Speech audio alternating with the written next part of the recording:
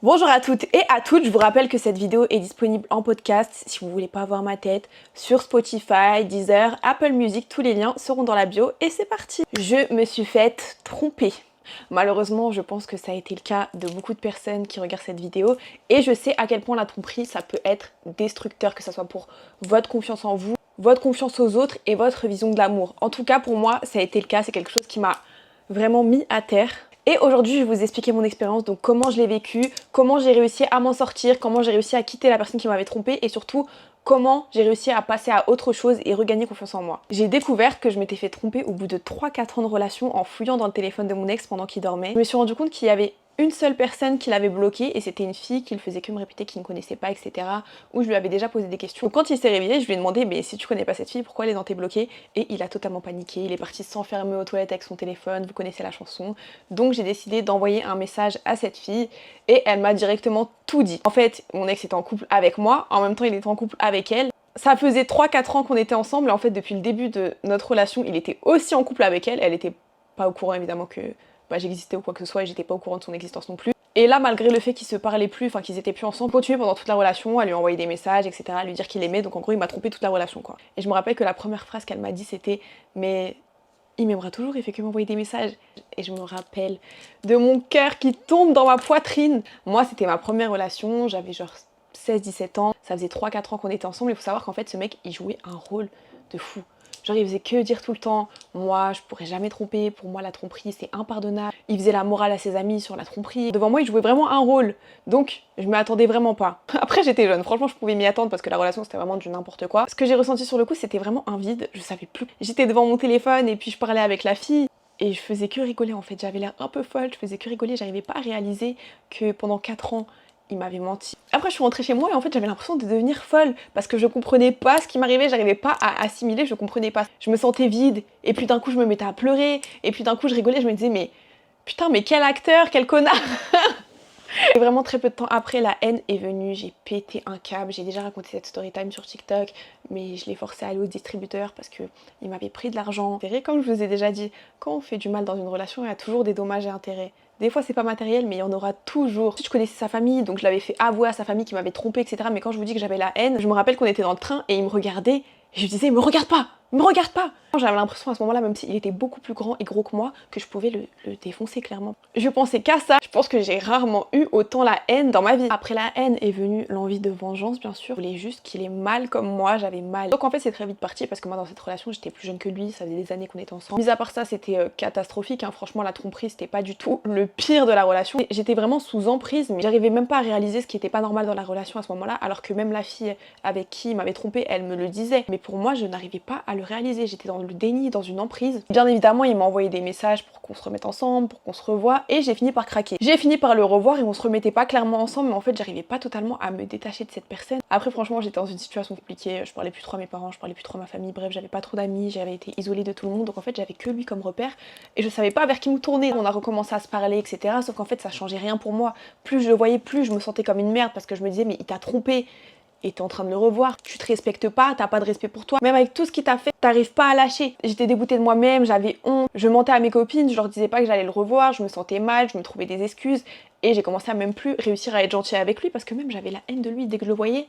Ça me faisait juste ressentir à quel point je ne me respectais pas et à quel point je me dégoûtais. Ça m'apportait aucun bien-être de le voir mais je sais pas pourquoi j'arrivais pas à me détacher comme ça, j'étais vraiment sous emprise. Bien évidemment comme tout le monde je me suis comparée à cette fille, je me suis comparée physiquement, je me suis comparée mentalement. On était toutes les deux beaucoup plus jeunes que lui donc il essayait de me monter la tête contre elle. Franchement je me sentais comme la dernière des merdes alors que c'est lui qui m'avait trompée, qui m'avait fait la misère et qui avait fait la misère à d'autres filles au passage. Un jour je me suis dit que vraiment cette situation elle pouvait plus durer. J'ai commencé à m'éloigner petit à petit, c'est-à-dire que j'ai essayé de le voir de moins en moins, j'ai essayé de lui parler de moins en moins. La technique comme quand on dit retournez-y jusqu'à ce que ça te dégoûte, je faisais ça, j'y retournais, chaque fois j'étais un peu plus dégoûtée de moi-même, dégoûtée de lui, dégoûtée de tout, vraiment. Ce qui a rendu les choses plus faciles, c'est que lui aussi, du coup, il essayait pas de me récupérer parce que ça s'est vraiment fait petit à petit. Il me l'a reproché pendant un moment et je pense qu'après, lui aussi, il est passé à autre chose. Et pendant toutes ces années, du coup, je pensais pas du tout à moi parce que c'était vraiment une relation qui était super toxique. J'étais super jeune, j'étais sous emprise pendant des années, je connaissais que lui. Je voyais pas mes amis, je voyais pas ma famille, je voyais personne. Et donc, pendant ce temps où je le voyais de moins en moins, j'ai pu revoir mes amis, j'ai pu revoir ma famille. J'ai pu un peu réapprendre à me connaître, réapprendre à m'aimer, réapprendre ce que c'était la vie parce que quand je vous dis que mon cerveau il était totalement bousillé, et un jour j'ai pu ressentir ce besoin de le voir, j'ai pu ressentir ce besoin de lui parler et j'ai réussi à coupé les ponts et on s'est plus jamais parlé très naturellement. C'est bizarre à dire mais je suis très reconnaissante que cette tromperie se soit passée. Vraiment je pense que c'est la meilleure chose qui me soit arrivée. C'est pour ça que je serai toujours reconnaissante à cette fille de m'avoir tout dit. Parce que sinon je serais restée dans une relation de merde en fait. Je pense que la tromperie pour moi c'était vraiment le point de non-retour, ce qui est totalement débile parce qu'il y a vraiment eu des choses pires que ça dans la relation. Mais cette trahison là c'est vraiment le truc qui a fait que j'ai été dégoûtée de moi-même et que j'ai été dégoûtée de lui. Faut savoir qu'en plus pendant toute la relation il faisait que me comparer à des filles, moi j'étais jeune, quand la relation elle a commencé j'avais 14 ans et on va dire à partir de mes 15 ans il me comparait tout le temps à des filles qui en avaient genre 22, 23, 20, enfin qui étaient plus âgées que moi. Donc après la relation j'avais quand même encore un manque de confiance en moi. Et franchement dans sa bouche j'avais aucune qualité. Ah si, je me rappelle il m'a dit une fois, tu vois pour l'instant t'es moche, mais ça se voit quand tu vas avoir 22-23 ans, tu vas devenir une frappe. Est-ce qu'il avait menti? Alors il a menti sur le fait que j'étais moche parce que j'ai jamais été moche à cette époque.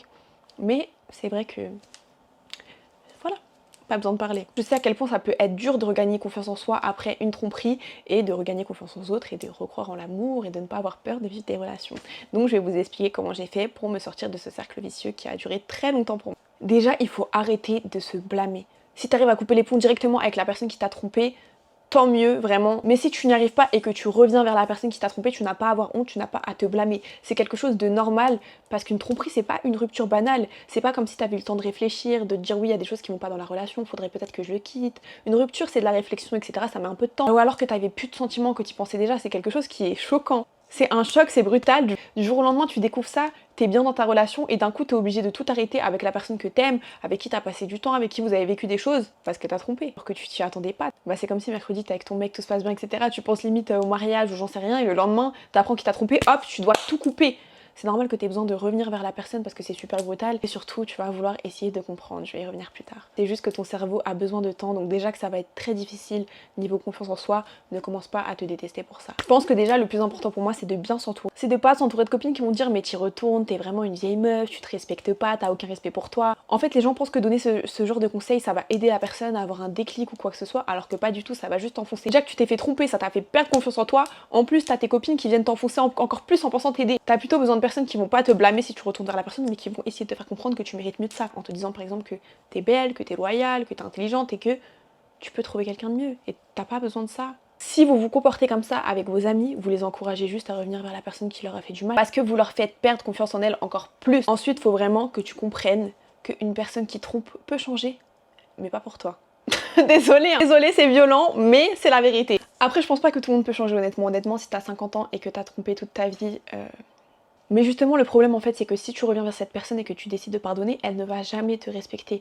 Peut-être qu'elle va rester fidèle pendant quelques mois, pendant quelques années, mais elle sait déjà que tu vas la pardonner si ça arrive en fait. Dans tous les cas, elle va perdre du respect pour toi. Dans tous les cas, elle va perdre du respect pour toi, que ça soit conscient ou inconscient, parce qu'elle se dira mais je peux lui faire ce que je veux en fait. Elle m'a déjà pardonné la tromperie, elle m'aime trop. Et donc tôt ou tard, cette personne te manquera de respect, que ça soit dans la tromperie ou dans autre chose. Il faut surtout comprendre que après, ça c'est mon avis, une personne qui te trompe ne t'aime pas. Elle ne t'aime pas du tout même. Pour moi, l'exemple parfait, c'est l'amitié. L'amitié, pour moi, c'est tellement facile de respecter ses amis, c'est tellement facile de rester loyal avec ses amis. C'est tellement facile de ne pas faire du mal à ses amis. Donc je comprends pas pourquoi en amour ce serait plus compliqué. Certes, il y a cette notion de fidélité. Mais pour moi, si tu sens que tu as envie de tromper quelqu'un, d'aller voir ailleurs ou quoi que ce soit, si t'aimes réellement la personne, c'est comme un ami, tu vas la quitter. C'est tout. Il n'y a pas d'excuse de oui, mais elle me donnait pas assez d'amour. Oui, mais il n'était pas assez attentionné. S'il n'est pas assez attentionné, s'il donne pas assez d'amour et que vous n'êtes pas prêt à travailler sur ça, mais tu quittes la personne et tu vas autre part en fait. Parce que si tu restes avec quelqu'un, c'est parce que tu penses que la relation va s'améliorer. Mais comment tu penses que la relation va s'améliorer alors que tu trompes la personne? C'est très bien qu'un jour ou l'autre, elle va découvrir que tu vas lui faire énormément de mal et que tu vas littéralement détruire sa confiance en elle. Tu peux littéralement détruire toute son estime d'elle-même et toi, tu décides d'aller tromper parce que oh, mais je me sentais pas bien dans la relation, je me sentais délaissée. Bah non en fait c'est juste que t'es égoïste, t'es faible et puis tu penses qu'à ta gueule et c'est tout. Et t'es juste très lâche. Même si tu reviens vers cette personne, elle va finir par te dégoûter. On ne peut pas pardonner la tromperie. Même si t'essayes de pardonner, tu vas jamais y arriver. La première chose à faire pour aller mieux dans une tromperie, c'est d'arrêter de stalker. Arrête de stalker ton ex, arrête de stalker la personne avec qui il t'a trompé, parce que ça c'est vraiment le pire. Si tu n'arrêtes pas, tu vas toujours te comparer avec cette personne et tu ne vas jamais regagner confiance en toi, parce que tous les jours tu seras en train de te dire est-ce que cette personne est mieux que moi? Mais qu'est-ce qu'elle avait de plus que moi? Et toujours essayer de te mettre en compétition alors que t'es toute seule dans ta compétition, l'autre personne elle s'en fout en fait. Pour arrêter de stalker, vraiment la chose à faire c'est déjà d'essayer de s'occuper l'esprit, sors avec tes amis, fais des trucs etc. Reste pas tout le temps seul chez toi parce que sinon c'est tout ce que tu vas avoir envie de faire. Bloque la personne sur tes comptes principaux, que ce soit sur Snap, sur tous tes réseaux etc. Et enlève tes faux comptes de ton téléphone. Comme ça quand tu auras la tentation d'aller stalker, Franchement, ça met la flemme d'aller sur son téléphone et de devoir débloquer une personne, aller sur son profil. T'as le temps de réfléchir un peu, alors que si t'as tes faux comptes sur ton téléphone, tu vas juste sur ton faux compte et en 2 secondes, tu vois le profil de la personne. Bon, ça pour moi, c'est la première chose qu'il faut arrêter de faire, sinon tu vas tout le temps rester dans une boucle où tu te détestes et tu n'as pas confiance en toi et ça va jamais s'arrêter. La deuxième chose, évidemment, c'est de ne pas s'enfermer, sors avec tes copines, reste pas toute seule chez toi à te morfondre, sinon tu vas faire que penser à ça, tu vas faire que penser à cette personne et tu vas faire que revenir vers elle, que répondre à ses messages parce que t'as pas d'autre occupation dans ta vie, tu penses qu'à ça.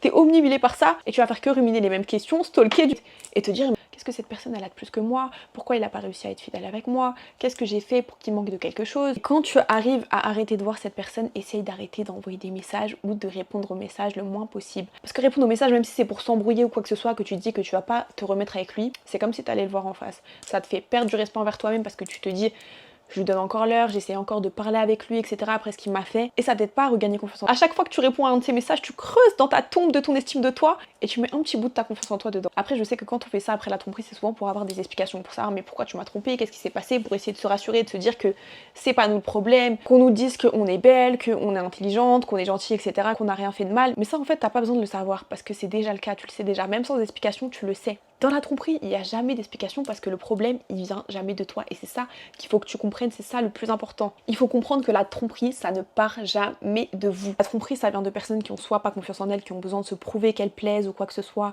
et qui vont vous trouver des excuses. Ah, mais tu me regardais pas assez. De personnes qui ont un besoin de validation, qui ont besoin de se prouver qu'elles plaisent après des mois, des années de couple, etc. Donc ça, dans tous les cas, c'est pas de votre faute en fait. Si la personne en face manque de confiance en elle, qu'elle vous en a pas fait part, vous aurez beau essayer de la rassurer, de lui dire que c'est la plus belle du monde, que vous allez jamais la tromper ou quoi que ce soit, ça va rien changer. Et surtout, c'est des personnes qui ont un manque d'honnêteté parce qu'elles préfèrent vous faire souffrir en vous trompant que juste vous dire la vérité en fait qu'elles ont envie d'aller voir ailleurs et elles se cherchent des excuses pour ne pas être la mauvaise personne dans l'histoire en vous disant oh mais c'est toi qui m'as fait sentir mal parce que tu m'as pas assez bien traité, tu m'as pas donné assez d'attention donc c'est de ta faute. Non, c'est pas de votre faute, c'est juste cette personne qui est une énorme lâche qui n'a aucun respect pour vous ni pour elle-même et surtout qui n'a aucun cran et qui n'assumera jamais qu'elle vous a trompé juste parce qu'elle avait envie de vous tromper, parce qu'elle veut passer pour la gentille dans l'histoire, pour que vous sentiez mal et que potentiellement vous vous remettiez avec elle. Est-ce que vous avez vraiment envie de finir votre vie avec une personne qui n'a aucune honnêteté, qui n'a aucune confiance en elle et qui a besoin de la validation de tout le monde, donc qui va forcément finir par vous retromper ou vous mentir encore une fois? Je pense pas. Comme je vous ai dit, ils vont certainement essayer de vous faire culpabiliser en vous disant que c'est vous qui n'avez pas donné assez, que en soi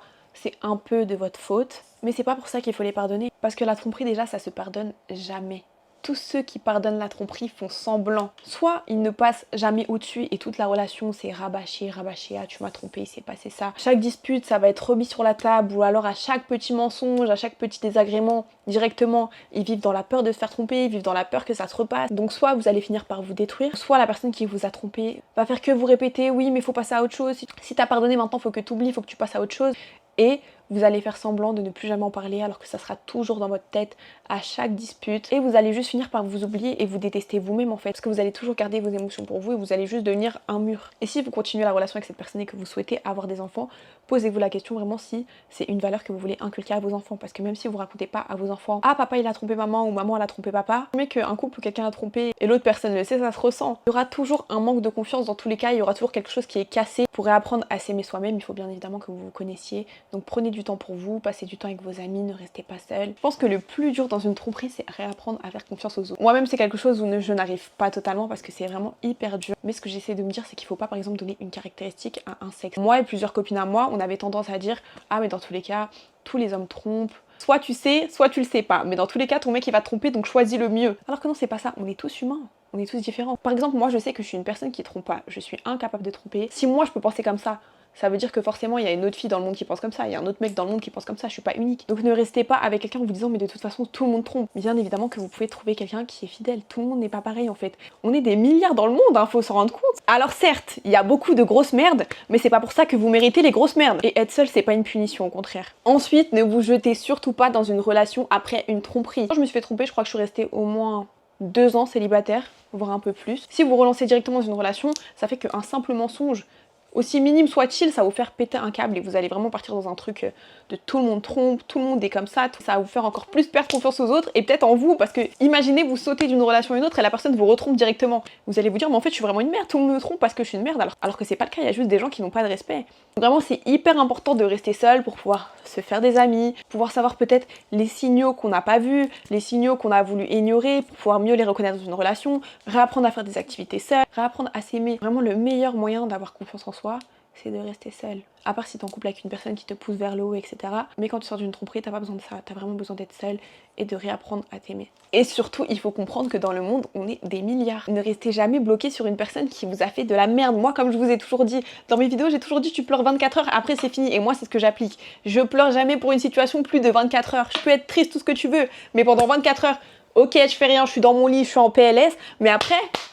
c'est fini, je vais vivre ma vie en fait. Tu sais ce qui se passe dehors? Est-ce que tu sais ce qui se passe dehors? Il y a des gens qui se font offrir des voitures au premier date. Il y a des gens qui vivent des expériences super romantiques. Il y a des gens qui ont des maris, qui ont des femmes qui sont dévouées à eux, qui font tout pour eux. Il y a des gens qui voyagent partout dans le monde. Et toi, tu veux rester bloqué sur ton petit plot qui t'a trompé, qui voulait même pas t'acheter un paquet de chewing-gum, alors que il y a des milliards d'autres hommes dehors en fait. En tout cas, je vous donne tout mon soutien parce qu'on a tellement banalisé la tromperie alors que c'est quelque chose qui peut vraiment détruire. Donc soyez patient avec vous-même, restez gentil avec vous-même. Ne vous mettez pas de pression, ça prendra le temps qu'il faudra. C'est normal d'avoir du mal au début, c'est normal de se sentir mal, normal de plus avoir confiance en soi. Mais rappelez-vous toujours que la tromperie, ça ne part pas de vous, c'est pas de votre faute en fait. C'est de la personne en face qui est quelqu'un de faible, qui est quelqu'un qui n'est pas de confiance, qui est quelqu'un qui n'a pas de loyauté, qui n'a pas d'honnêteté et franchement qui doit se sentir très mal pour être obligé de faire ça et avoir un besoin de validation énorme. Et elle qui ne méritait vraiment pas votre confiance et qui ne méritait vraiment pas votre fidélité ni la personne que vous êtes dans tous les points. Pour moi, c'est toujours mieux de partir d'une relation en sachant que t'as rien à te reprocher et que t'as rien à regretter, que t'as tout fait correctement. Et rappelez-vous toujours surtout de ce que vous méritez. Moi vraiment ce que ma copine Manon elle m'a dit de faire et que maintenant je fais, qui marche super bien, j'ai écrit la liste de mon homme parfait. Donc tous les critères que je recherche chez un mec, etc. qui fait que ça soit mon homme parfait. Ça peut être n'importe quoi, hein. Ça peut être juste qu'il soit gentil, ça peut être qu'il ait les cheveux verts, tout ce que tu veux. Et quand tu rencontres un mec, petit à petit tu coches. Tu coches ce qui correspond. Et si tu vois que il y a vraiment pas beaucoup de choses qui correspondent, laisse tomber, laisse tomber. Toujours se rappeler de ce qu'on mérite. Rappelle-toi qu'il y a des gens qui se font offrir des sacs Chanel au premier date. Il y a des gens qui ont des maris et des femmes super romantiques qui leur font des trucs de fou. Donc tu peux pas rester bloqué toute ta vie sur une personne qui ne te respecte pas et qui te fait sentir mal dans ta peau surtout. S'il y a des gens qui le vivent, c'est que c'est possible aussi pour toi. Donc dis-toi juste que tu le mérites et éloigne toutes les personnes qui ne correspondent pas à tes critères. Et ça t'arrivera. Pour moi, une tromperie, c'est vraiment le moyen de savoir ce qu'on veut vraiment et ce qu'on ne veut pas. Une personne qui t'a trompé n'est pas ton âme sœur et dans tous les cas, il y a des millions et des milliards de possibilités. Ne doutez jamais de votre valeur. Je vous fais des bisous.